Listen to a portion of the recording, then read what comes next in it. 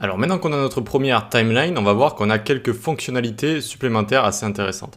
Notamment le fait de pouvoir gérer le déclenchement de nos animations. Parce que là, ça se déclenche, mais vraiment tata, tata, tata, les unes à la suite des autres. Ça peut être bien, mais on aimerait peut-être que ce soit un petit peu plus fluide, Donc comment je pourrais faire démarrer ma seconde animation 0,2 secondes plus tôt? Bien, je viens là, lui passer un argument supplémentaire, et je vais mettre moins est égal, tac, je vais y arriver. Ah, je crois que j'ai verrouillage majuscule, non, c'est bon, nickel. Moins est égal 0,2. Moins est égal 0,2. Et donc tout simplement, ça va lancer cette animation-là 0,2 secondes avant le temps où elle aurait dû se lancer. C'est-à-dire avant la fin de celle-là. C'est-à-dire à partir de 0,2 secondes de durée de la première animation. D'accord? Donc la première animation va durer 0,4 et à partir de 0,2, il y aura celle-là qui va se démarrer. Ok? Et le reste suit de manière tout à fait normale. Voyons voir ce qui se passe ici. Hop. Alors, ça se voit pas trop. Tac, tac, tac. Vu qu'il y en a pas trop d'éléments ici, ce qu'on va faire, on va lui mettre moins 0,4 ici, ça devrait se lancer en même temps. Voyez que ce qui se passe là, ça se lance exactement en même temps. Et là, on voit la différence.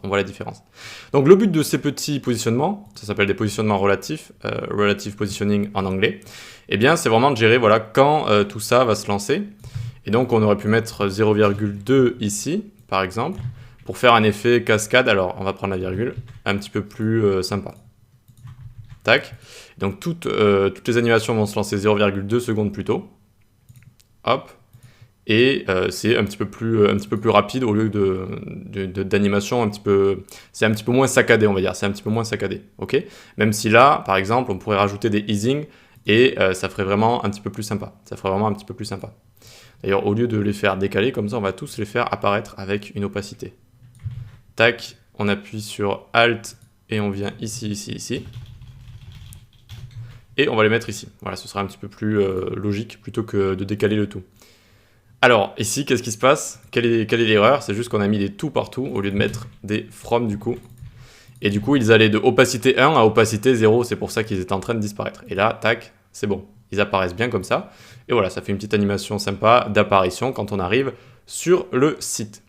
Alors, on peut faire moins comme ça, moins est égal, et on peut faire plus est égal également. D'accord? Si on a envie de le décaler, mais vers le haut de la timeline. Ok, donc là, ça va se déclencher 0,2 secondes après le temps normal.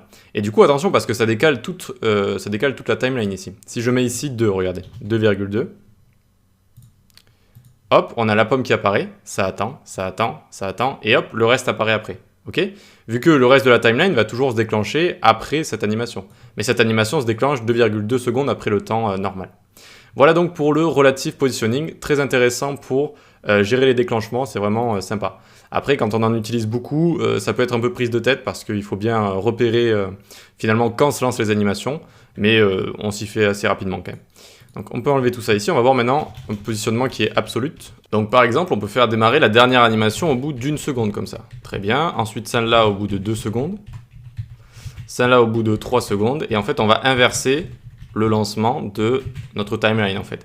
La première image va apparaître au bout de 5 secondes et la dernière au bout d'1 seconde. Enfin la dernière ici c'est le texte, hein. C'est le texte du bas. Donc regardez, texte, image, image et image. Vous voyez que donc ça c'est le positionnement absolu, on lui dit vraiment quand tu dois partir. Tu dois partir à la première seconde, à la troisième seconde, à la 2,5 secondes, etc., etc. Donc ça aussi, ça peut être assez sympa. Ok, donc pour terminer avec les positionnements, on peut rajouter autre chose avec add ici. Alors add en minuscule. On donne un nom, early par exemple, pour lancer une animation plus tôt. Et ici, on va mettre au bout de 2 secondes comme ça. Ok, 2 secondes. Et maintenant qu'on a ce add ici, il faut le compter comme une intersection si vous voulez, eh bien on peut rajouter au bout de n'importe quelle animation early. Et donc maintenant, elle va se lancer au bout de 2 secondes et c'est comme si cette animation se trouvait ici en fait.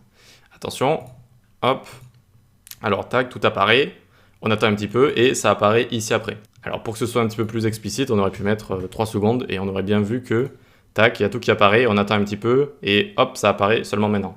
Voilà, donc ça peut être plus ou moins utile si vous avez envie, vous avez une animation qui est déclarée un petit peu plus loin dans votre timeline et la faire s'enclencher à un endroit différent pour directement la téléporter entre guillemets, ok? Et vous pouvez toujours gérer ici la position absolue ou relative, d'accord? Donc Très bien, on a vu tout ça. Maintenant, on va voir ce qu'on peut faire avec notre timeline. On va voir ce qu'on peut faire avec les différentes propriétés de la timeline.